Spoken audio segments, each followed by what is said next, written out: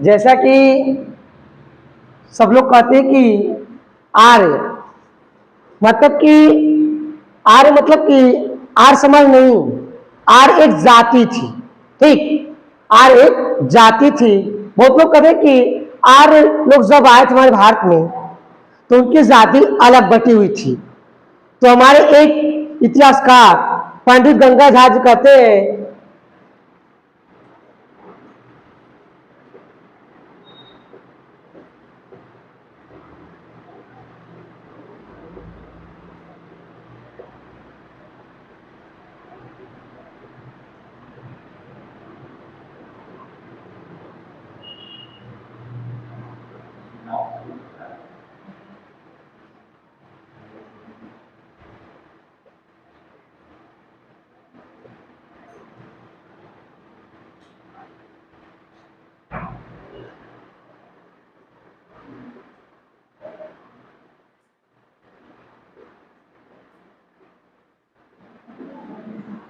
देखो कहते कि आर्य निवास आपका टॉपिक है।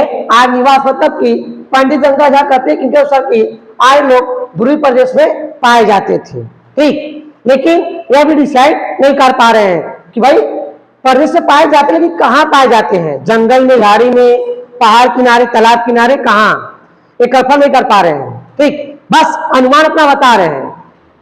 ऐतिहासिक क्या कहता है कि बस आपको जानकारी देता जा रहा है, लेकिन वो सही ढंग से आपको बदल आपको लिखित बना के बताता जा रहा है। तो कहते हैं कि आर्य लोग ध्रुवीय प्रदेश में पाए जाते हैं, उनका अनुसार था। फिर तब से आपके कहते हैं एक इतिहासकार थे, उनका नाम था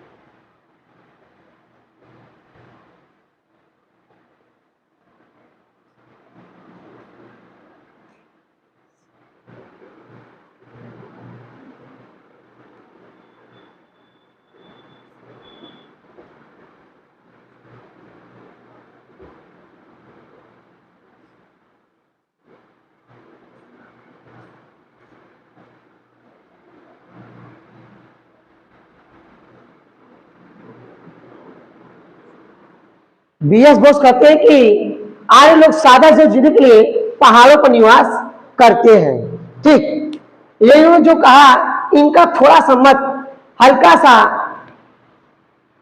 जो बोले कि आप लोग सादा जीवन यापन करते हैं, तो यह भी मांस मछली सब खाते थे, पूजा पाठ सब करते थे, लेकिन बस अपने गुरु का। आज जो होते पक्के समाजी होते हैं, हिंदू होते हैं, ठीक है, लेकिन वह अपने बस एक बात को लेकर चलते हैं, तेरा बात नहीं लेते हैं।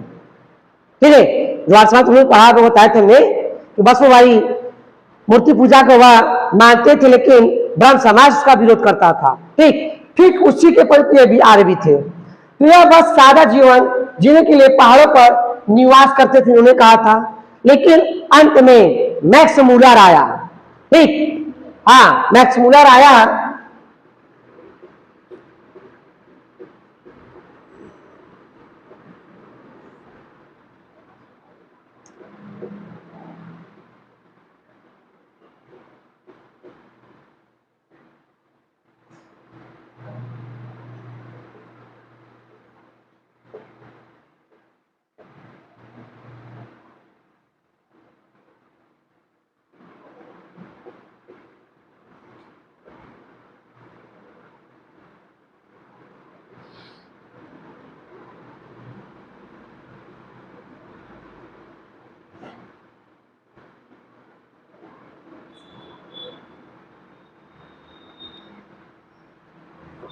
देखो मैक्स मूलर जब आया तब कहा कि आर्य लोग मध्य एशिया के मूल निवासी हैं। तो बाघवत तिलक ने कहा कैसे सिद्ध कर सकते हो आप?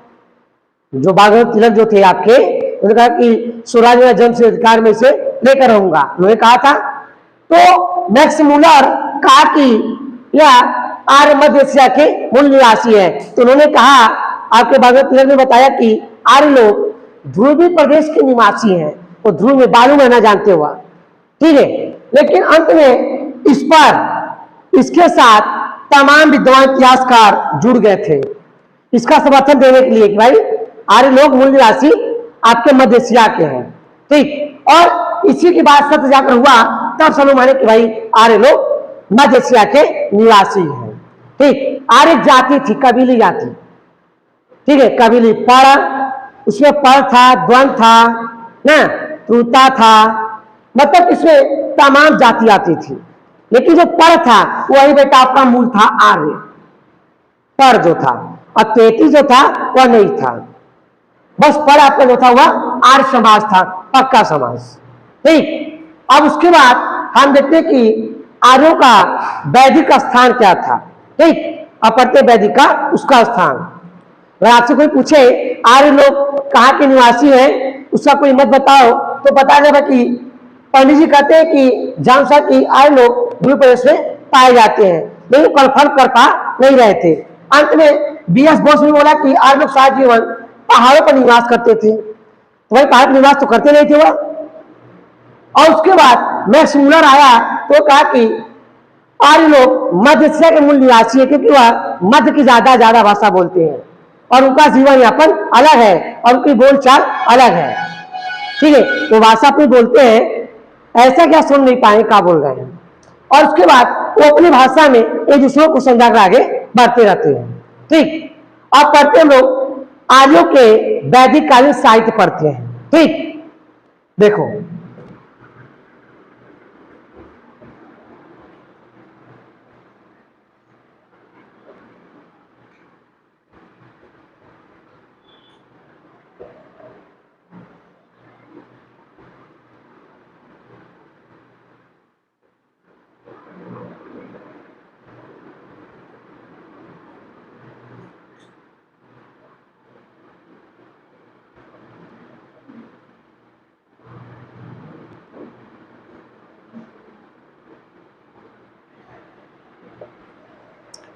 आर्य लोग वैदिक कालीन साहित्य को किस तरह माना था और उन्हें किस तरह वह दर्शाया था, ठीक। आर्य लोग किसी से विश्वास करते थे, किसी पे विश्वास नहीं करते थे, इनका मूल तत्व यह था। तो पहले आपका आता है, इसमें आपका वेद आता है, ठीक।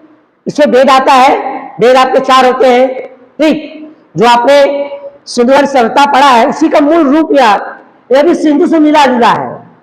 जो सभ्यता पढ़े आप लोगों ने 23 से 2750 ईसा पूर्व पढ़ा था जो आपने, तो उसी के वहां विपरीत भी है, ठीक। इसमें वेद में आते आपके ऋग्वेद, ठीक। इसमें आते हैं ऋग्वेद, ऋग्वेद जो कि इसमें मंत्रों का उच्चारण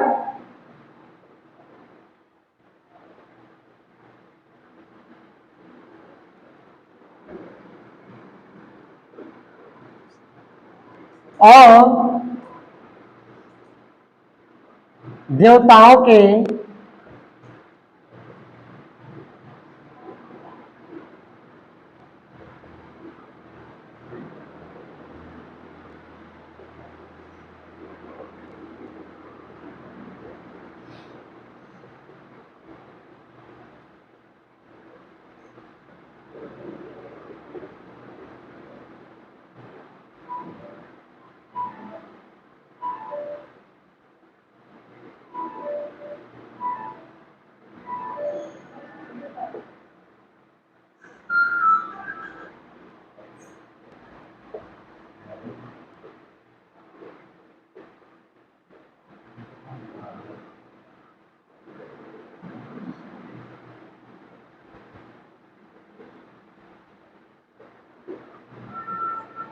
देखो ऋग्वेद में इसमें जो कि मंत्रों का उच्चार मिलता है देवताओं का, ठीक, देवियों का, और इसमें देवताओं के मार्मिक बात का बोले हैं, ठीक। जो संज्ञा बोलते सब लोगों ने कि ओम शनेश्वरा से नमो नमो बोलते हैं, तो वह ऋग्वेद में कभी पढ़ोगे आप लोग तो उसमें उस त्रुटि की कहानी मार्मिक बात दर्शाई गई है, ठीक। फिर मंगल पढ़ते हम लोग कहते हैं कि ओम हनुमते रुद्रामकार फूफटे कहते हैं, तो उसमें भगवान रुद्र और हनुमान की गाथा को दर्शाता है। ठीक, तो ऋग्वेद में षोडशी वंदना आता है, जो लोग पढ़ते तुम्हें चलते तुम्हें तो उसका तुम्हें दो तमें थे वो, उसका पढ़ते हैं गायत्री मंत्र जो सुबह टाइम पढ़ते हैं उसको, और उसके बाद इसमें आदि सभी मंत्रों का उच्चारण होता है। अगर ऋग्वेद से कोई मंत्र सीखता है ध्यान में छुपने वाला कार्य, तो ऋग्वेद को पहले देखता है इसमें क्या लिखा है, इससे काम में सफलता मिल पाएगी। ठीक, उसमें ज्यादा विश्वास करता है। ठीक, ताकि उसे उस दर्शन का में अध्याय मिल जाए। एक रेखा कहते ना कि एक रेखा खींचो, जैसे चींटी चलती है जब तो अपने सुगंध के माध्यम से निकलती रहती है, चलती है, अगर तो जा नहीं पाती है, वैसे चींटी अपना गंध छोड़ती जाती है, उसी उसको आगे बढ़ती रहती है। तो हम ऋग्वेद में पढ़ेंगे तो उसमें अनेक बातों को, मंत्रों को दर्शाया गया है। ठीक, उसके बाद आते हम लोग सामवेद, चलो बोलते हैं सामवेद। ठीक, उसके बाद आते हम लोग सामवेद पर।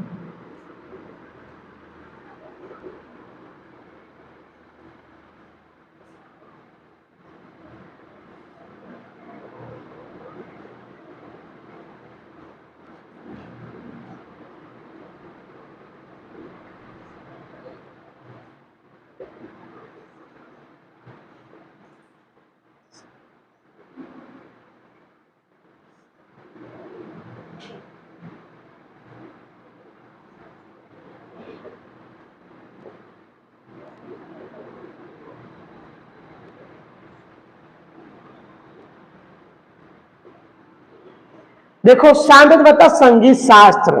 ठीक, सामवेद मतलब संगीत शास्त्र। इसमें सुरवादी मतलब मां सरस्वती का वर्णन ज्यादा मिलता है। कहते भाई कि आपका सुर बड़ा अच्छा है, आपने बड़ा सुंदर ढंग से बात को समझा रहा है। एक लम्बे गाने में कि आपका सुर बड़ा अच्छा है, तो मां सरस्वती उसके मुख में विद्यमान है, मतलब उससे बैठी हुई है। ठीक, तो आपका सामवेद होता है संगीत से। ठीक, इसमें तमाम संगीत आपको मिलेगा। जब में कोई पढ़ता है, भी म्यूजिक कभी तैयार करता पढ़ता है, तो उसे सभी सामवेद के हर एक एक बात को बताया जाता है कि आपको कैसे पढ़ना है, वहां पे कौन सी धुन निकालना है, कहाँ पे रा बोलना है, कहाँ पे ई बोलना है, कहाँ पे अपना पैर कैसे रखना उस गाने पर, उसमें सभी में बताया जाता है। ठीक, कभी भी म्यूजिक कोई पढ़ता है उससे पूछो तो हर बात हमेशा तक वह चलता रहता है। जो गिटार सीखता है, संगीत सीखता है, तो उसे सामवेद ज्यादा पढ़ना पड़ता है। जो बेटा ऋग्वेद पढ़ता है, ठीक, वो हमेशा पूजा पाठ पर ज्यादा प्रयास करता है, बड़े बड़े पूजा पाठ करवाता है, गुरु पूरा करता है, मस्त पूरा कराता है, आदि कराता है, तो उस पर ज्यादा ध्यान देता है। और सामवेद मतलब क्या, संगीत से ज्यादा रिलेटेड है। उसके बाद आते आपको यजुर्वेद। ठीक,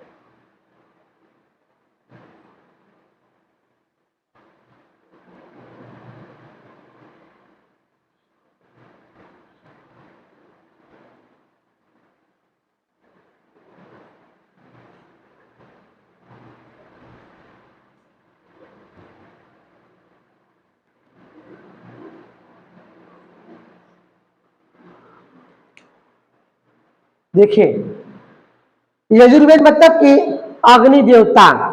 ठीक, यजुर्वेद मतलब अग्नि देवता। इस वेद में घर के सामने गिरि देवता, जब घर पूजा पाठ हो जाता है, घर बनता है, कि घर में थोड़ा हम छुट्टा हवन करवा ले, थोड़ा सा हम छुट्टा हवन करवा ले, ताकि मेरी आत्मा सुख शांति मिले, घर परिवार भाई सुख शांति रहे। ठीक है, और बच्चे अपना खाता कमाते रहे। तो यजुर्वेद मतलब कि अग्नि देवता को खुश करते हैं। ठीक, तो जो स्वाहा बोलते हैं लोग, वह दधीची की लड़की थी। ठीक, और वही स्वाम का मतलब खत्म हो गया, ये नहीं, बल्कि उसे बुलाते हैं कि आइए मेरे घर का जो दुख बला है, ये अपना स्थान लीजिए और चलिए मेरे घर में सुख शांति का माहौल बनाइए। ये मतलब खत्म हो जाए एकदम, मतलब बुलाते हैं उसे, कहते हैं ना वो नमः स्वाहा बोलते हैं तो बुलाते हैं कि आइए अपना प्रसाद आप ग्रहण कीजिए, अब हमें उस मुक्ति से छुटकारा दिलवाइए, पापों से, मैं सही रास्ते पर आगे बढ़ता जाऊं। ठीक, तो कहते हैं कि यजुर्वेद यह अग्नि देवता को ज्यादा प्रभावित करता है, खुश करता है। ठीक, उसके बाद आते हैं हम लोग अथर्ववेद। ठीक, सर हम लोग आते हैं अथर्ववेद पर, ये समझ आए ना तीनों? बताओ, ऋग्वेद का पद से कोई पूछे तो उसमें मंत्रों का उच्चार होता है। ठीक, और उसके बाद उसमें सरस्वती वंदना, गायत्री मान, ठीक है, उसके बाद दुर्गा चालीसा जो भी है सभी दर्शाया गया है। ठीक, जितने देवताओं को मंत्र को बताया गया है। शाम में मतलब संगीत में है, जो संगीत आप पढ़ते हैं, जो बोलते हैं आप सही सीखते उसमें से किया गया है। यजु मतलब कि अग्नि देवता की किस किस नाम से उनको पुकारा गया है। ठीक है, उनकी बात उसमें वर्णन मिलता है। और उसके बाद हम लोग आते हैं अथर्ववेद पर। ठीक,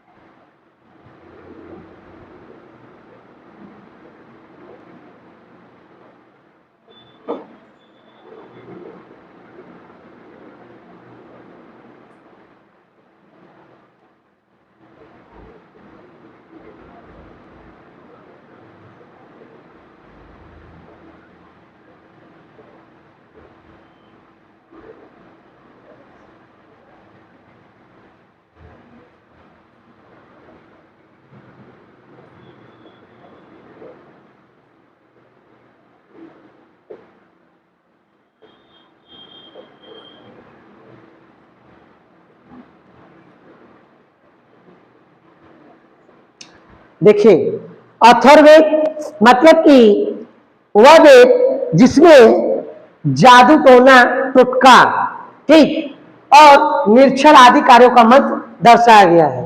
जैसे भाई किसी व्यक्ति को अपने कर्ज में कब्जे करना है, ठीक, अपने बस में करना है, तो यह वेद को ज्यादा देखता है। ठीक, इसको ज्यादा सर्च करता है। ठीक, और इससे व्यक्ति अक्सर जादू की कला सीखता है कि भाई इस व्यक्ति सामने में ऐसा काम मंत्र मारो कि व्यक्ति छोटा से बड़ा बन जाए। ठीक, अक्सर बंगाली लोग अथर्व में ज्यादा विश्वास करते हैं। ठीक, और इसमें आपके हर मंत्र, ठीक है, किसी व्यक्ति को परेशान करना है, सुपारी डिस्टर्ब करना है, कोई भी बीच रास्ता में उसको कोई रोकना है, ठीक है, तो इसमें अथर्ववेद में सारे मंत्र को निश्चल रूप से दर्शाया गया है। क्या समझ जाइए कैसे कैसे हमको उसको दिखाना है। तो अथर्ववेद का व्यक्ति बहुत कम उपयोग करता है, ज्यादा तीन का उपयोग ज्यादा करता है, ऋग्वेद का, सामवेद का, और उसके बाद यजुर्वेद का। इसका जो व्यक्ति खाए तो उसके पास से टाइम आता करने का, इस मंत्र को उच्चारण करने का, एकदम खाली रहता है अच्छे से, कोई कार्य करता है उसके लिए इसमें होता है। टोटका वाला जरूरत होना, ठीक है, जो भी होता है सब वह इसमें सीख लेता है, तो उसे हम अथर्ववेद के नाम से जानते हैं। ठीक, अब इसके बाद पढ़ते हम लोग आर्यों का सामाजिक स्तर क्या था। ठीक,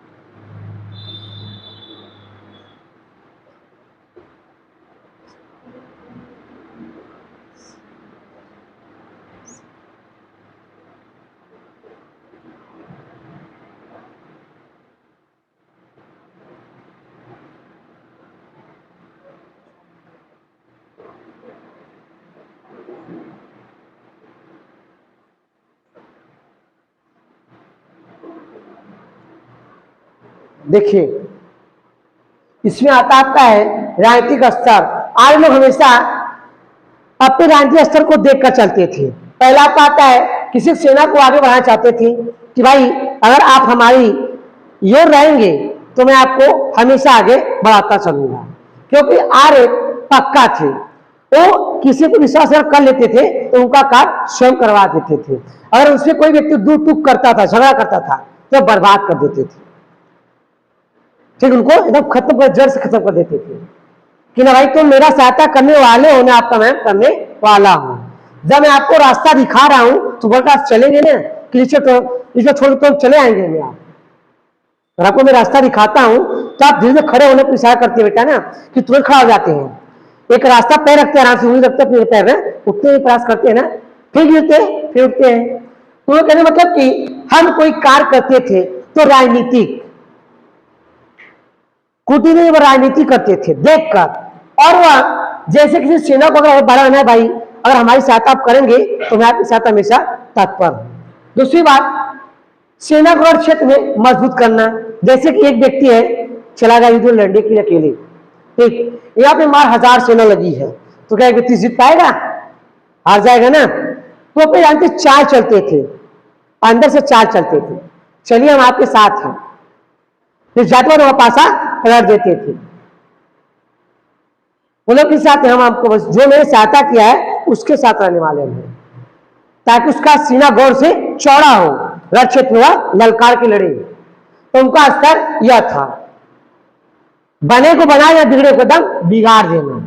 और जो व्यक्ति रण क्षेत्र में आगे जाना चाहता है उसे भरपूर आगे सातत्य बढ़ाते रहना था। ठीक, उसके बाद आपका आता है आर्थिक स्तर, पैसा आमदनी वाला। ठीक,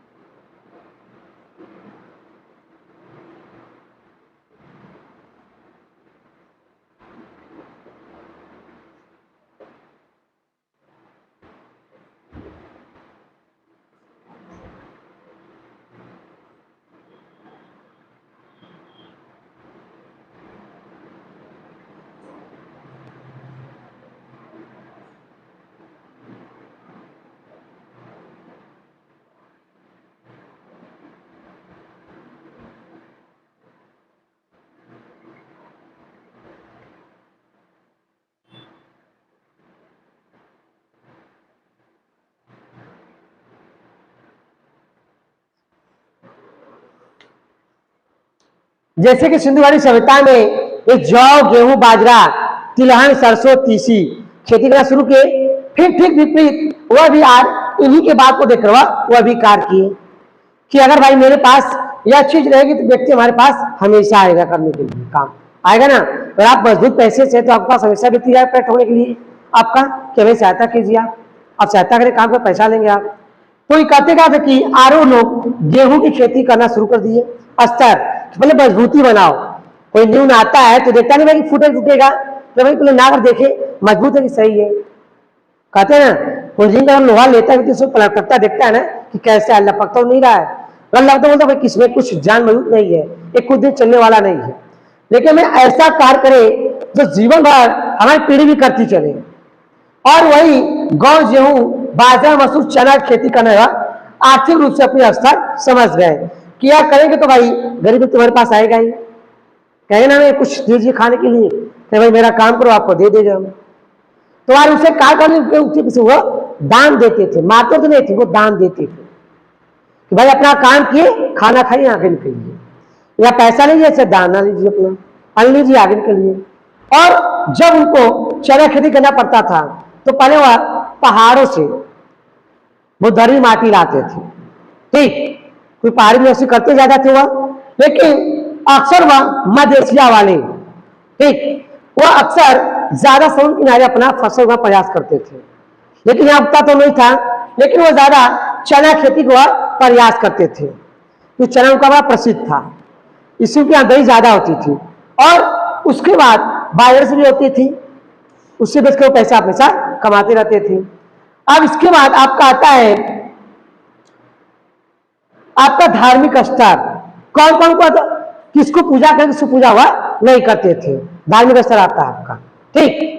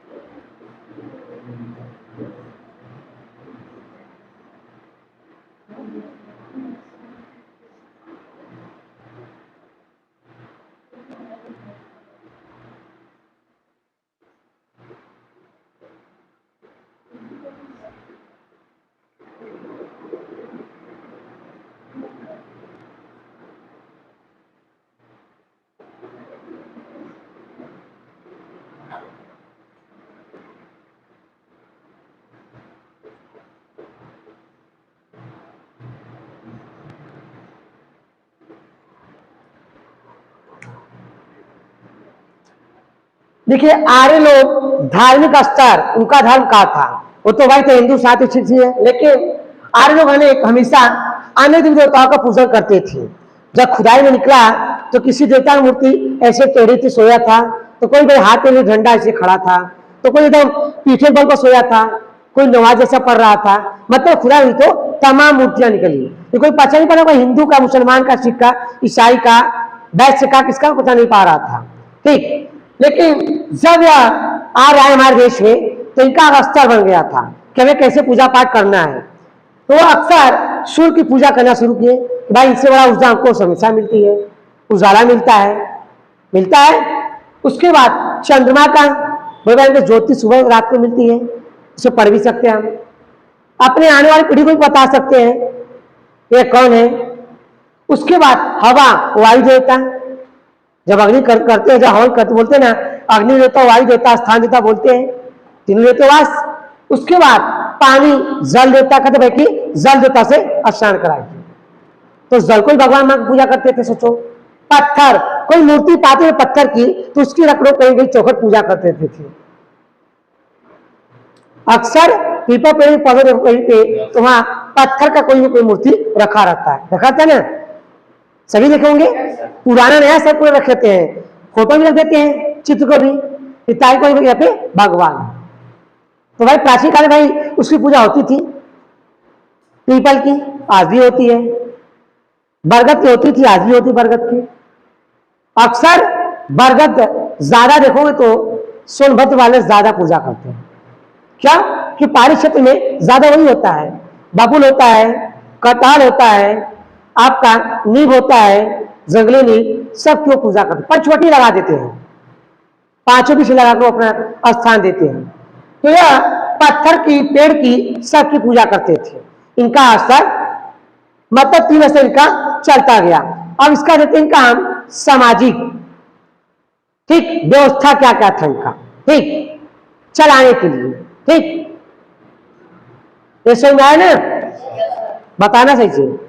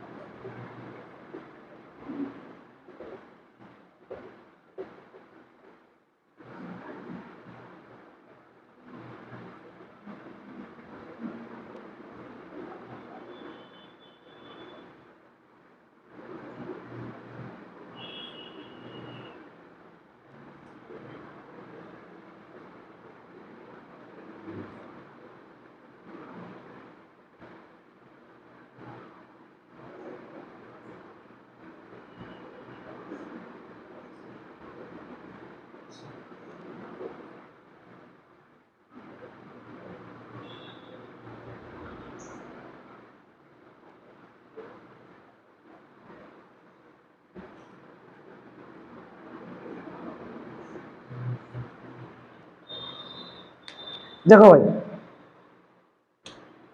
इसमें सभा, पहले आपको पढ़ रहता है सभा, स्थान क्या था।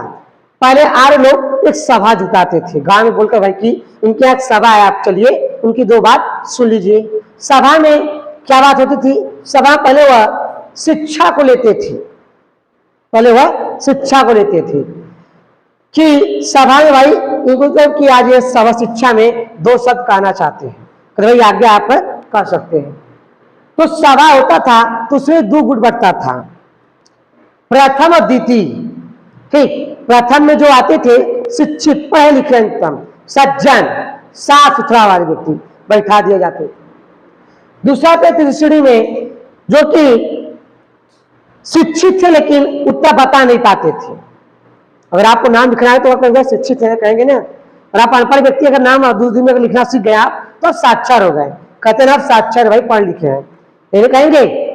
तो उनको अलग स्थान दिया जाता था सभा में। पहले जो सज्जन लोग थे उनकी बात आर समझाते थे कि भाई जो बोले सज्जन इनकी बात सही है या गलत, तो बोलते समाज की नहीं सही है।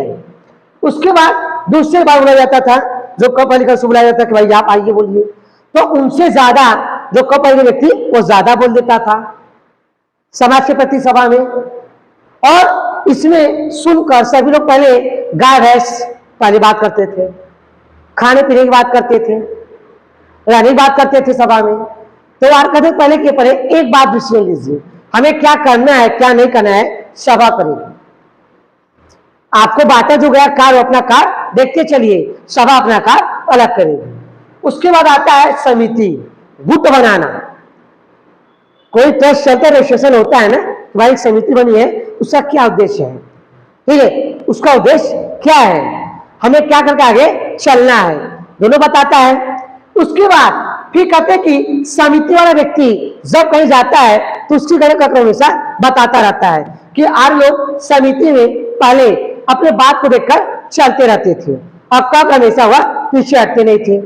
उसके बाद आते राजा, आर समाज के राजा पक्का होते थे, सच्चे, पुरुषार्थ, जो सच्चे मार्ग पर चले और वह सत्य बात हमेशा टीके रहते थे कि हमें कार्य करना तो कर कर चलेंगे हम, चाहे सेनापति हो चाहे उसका उप सेनापति हो चाहे मंत्री हो, जो भी हो, सबको एक समान रखते थे।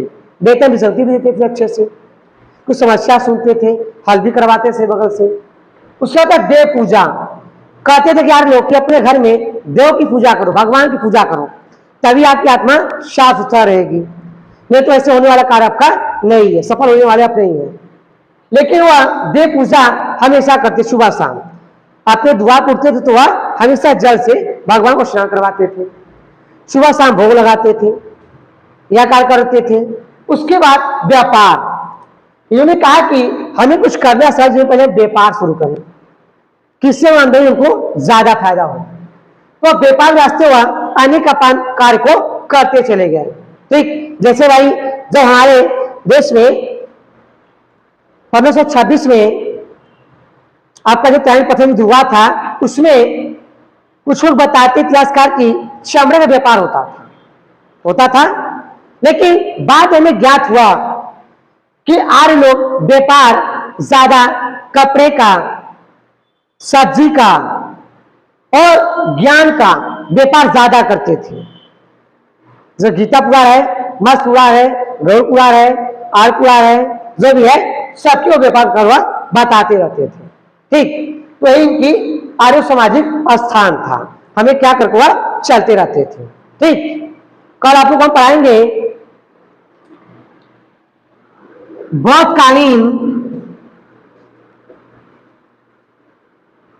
सभ्यता और आर्य आपके जैन कालीन। ठीक, बौद्धकालीन क्या थे और जैन क्या थे, दोनों का स्तर बताया जाएगा। ठीक।